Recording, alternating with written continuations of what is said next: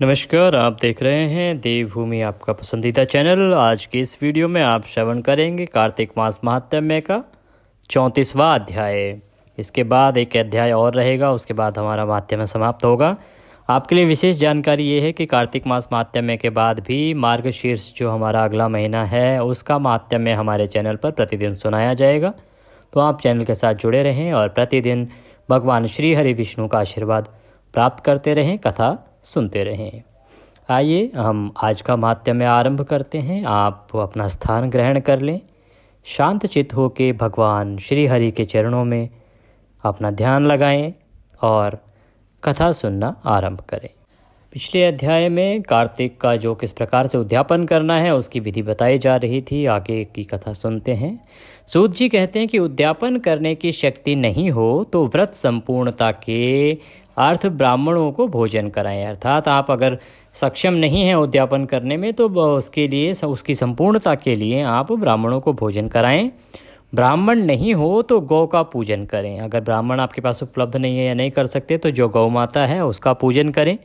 ब्राह्मण गौ नहीं हो तो पीपल और वट का पूजन करें। अगर आपको ब्राह्मण भी नहीं मिल रहे हैं या गौ माता भी नहीं मिल रही हैं तो पीपल का कोई वृक्ष हो या फिर वट अर्थात बरगद का जो कोई वृक्ष हो तो उसकी पूजन करें। ऋषि लोग पूछने लगे कि पीपल और वट ब्राह्मण गौतुल्य कैसे हो गए और क्यों हो गए। ऋषि पूछने लगे कि हे नारद जी, ये दोनों वृक्ष सब वृक्षों से श्रेष्ठ क्यों हैं और कैसे हैं। सूत जी बोले, पीपल रूप विष्णु है, वट रूप रुद्र जी हैं, पलाश ब्रह्मा का रूप है। इनका दर्शन और स्पर्शन निश्चय से मनुष्यों का पाप और रोग का नाश होता है। ऋषि लोग बोले, ब्रह्मा विष्णु रुद्र वृक्षत्व को कैसे प्राप्त हुए। सूत जी कहते हैं, पार्वती महादेव की रति के समय देवताओं से भेजे गए अग्नि ने विघ्न किया। तब क्रुद्ध पार्वती ने देवताओं को सूरत सुख से छूटने से क्रोध युक्त हो शाप दिया कि कीड़े भी सूरत सुख जानते हैं, हमारा सुख छुड़ाने से तुम सब लोग वृक्ष हो जाओ। सूत जी बोले, इस प्रकार पार्वती ने देवताओं को शाप दिया, इसी से ब्रह्मा विष्णु महादेव वृक्ष हो गए। सूत जी कहते हैं, इस प्रकार पार्वती जी ने देवताओं को शाप दिया, इसी से ब्रह्मा विष्णु महादेव वृक्ष हुए। अतः विष्णु जी गया जी में पीपल हुए, शिव जी प्रयाग में अक्षय वट हुए। तो ऋषि पूछने लगे कि रविवार के दिन पीपल का स्पर्श नहीं होता, शनिवार को अवश्य होता है, इसका कारण क्या है, कृपया विस्तार से कहो। सूत जी कहते हैं, समुद्र मंथन से जो रत्न उत्पन्न हुए वे देवों को मिले। देवों ने कौस्तुभवर्णी और लक्ष्मी विष्णु जी को दी। जब विष्णु जी ने लक्ष्मी को लिया तब लक्ष्मी बोली, हमारी बड़ी बहन दरिद्रता को छोड़ मुझे तुम कैसे लेते हो, अतः ज्येष्ठा का विवाह करके हमें ले चलो, यह सनातन धर्म है।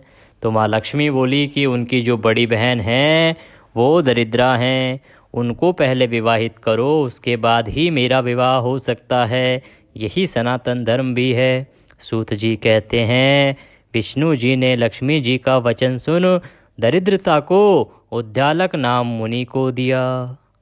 दरिद्रा का बड़ा भारी मुख, न्योले के समान बदन, लाल नेत्र और लाल बाल वाली से मुनि विष्णु जी के वचन से विवाह करके आश्रम को आए। आश्रम वेद ध्वनि युक्त होम धूम युक्त था। वेद ध्वनि होम देख व्याकुल दरिद्रा बोली, हे प्रभो, हम यहाँ नहीं रहेंगी, यहाँ वेद ध्वनि होती है, हवन होता है, दूसरी जगह ले चलो। उद्दालक कहने लगे कि तुम्हारे रहने लायक कैसी जगह हो। ज्येष्ठा कहने लगी, जहाँ वेद ध्वनि अतिथि पूजन यज्ञ दान नहीं हो वहाँ मैं रहूँगी। नीति धर्म प्रिय वचन गुरु देवताओं का पूजन जहाँ नहीं होगा वहाँ मैं रहूँगी। जहाँ गुरु स्त्री में रत, दूसरे का द्रव्य लेने वाले, दूसरे की स्त्री के साथ प्रसंग करने वाले हैं, वहाँ मैं खुशी से रहूँगी। वृद्ध सज्जन ब्राह्मणों को जहाँ अपमान कठोर वचन होगा वहाँ मैं रहूँगी। सूत जी बोले, इस प्रकार दरिद्रा के वचन सुन उद्दालक मुनि व्याकुल होकर बोले, ऐसी ही जगह ले चलेंगे, तुम्हारे लायक जगह देखने को जाता हूँ, तब तक तुम पीपल के वृक्ष में रहो। सूत जी कहते हैं, इस प्रकार दरिद्रा को उसी जगह स्थापित कर मुनि गए। दरिद्रा ने बड़ी देर प्रतीक्षा की पर मुनि को न देखा। तब पति के त्याग से दुखित हो वह बहुत रोई। उसका रोदन लक्ष्मी ने वैकुंठ में सुना। तब विष्णु जी से लक्ष्मी बोली, हे स्वामिन, मेरी बड़ी बहन पति के त्याग से दुखित हो रो रही है, उसे शांत करने जाओ। सूत जी कहते हैं कि लक्ष्मी सहित कृपा युक्त भगवान वहाँ आए और दरिद्रता को शांत करके बोले, पीपल के वृक्ष में तुम सदा रहो, यह वृक्ष हमारा अंश है। वर्ष में जो कोई तुम ज्येष्ठा का पूजन करेंगे उनके घर में लक्ष्मी जाएंगी। कार्तिक मास शुक्ल पक्ष पूर्णिमा के दिन सौभाग्य के हेतु पूजन अवश्य करना चाहिए।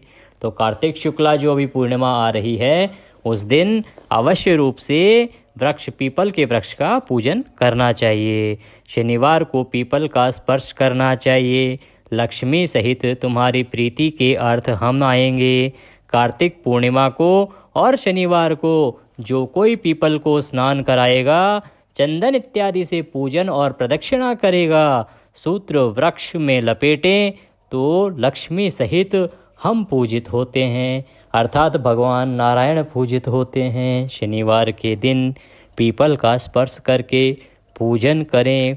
दूसरे दिन स्पर्श करने से दरिद्री होता है, पीपल की पूजा करने से हम उत्तम गति देते हैं। अंत में इस जन्म में अनेक भोग देते हैं। इस प्रकार बोल विष्णु जी अंतर ध्यान हो गए। तो भगवान विष्णु ने दरिद्रा को आशीर्वाद दिया कि जाओ, आज से तुम पीपल पर निवास करो और जब भी कोई शनिवार के दिन पीपल की पूजा करेगा तो उसे हमारा और लक्ष्मी जी का आशीर्वाद प्राप्त होगा, उसका कल्याण ही कल्याण होगा। और अगर वो रविवार को पूजन करेगा, जल चढ़ाएगा, तो उसको दरिद्रता ही दरिद्रता मिलेगी। इसीलिए रविवार के दिन, संडे के दिन, इतवार को पीपल को पूजना, जल चढ़ाना निषेध माना गया है। इसके बाद भगवान वहाँ से अंतर ध्यान हो गए। मूल में ब्रह्म रूप, अग्रभाग में शिव रूप, ऐसे पीपल को नमस्कार है। सूत जी कहते हैं, इस कथा को जो कोई सुने या सुनाए तो प्रयाग और बद्री का आश्रम जाने का फल होता है। कार्तिक मास का व्रत सब पाप का दूर करने वाला है, पुत्र पौत्र धन धान्य देने वाला है।